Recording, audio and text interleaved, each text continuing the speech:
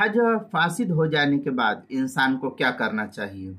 चुनांचे जिस शख्स का हज फासिद हो जाए उस पर ज़रूरी है कि हज के माबकिया अरकान उसी तरह अदा करे जिस तरीके से हज सही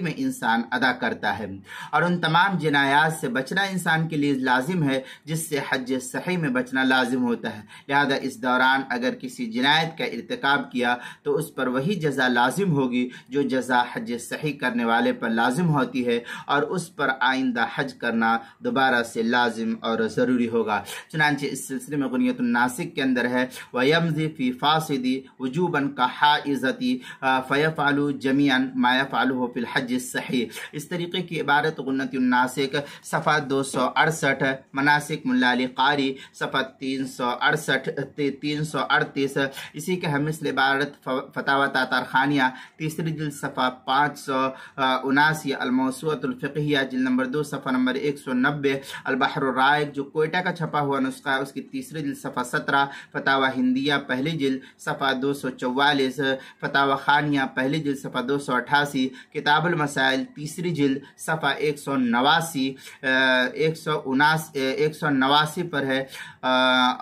जो किताबुल मसाइल तीसरी जिल्द सफ़ा 189 पर नकल किया है। उन्वान है हज फासिद होने के बाद क्या करे।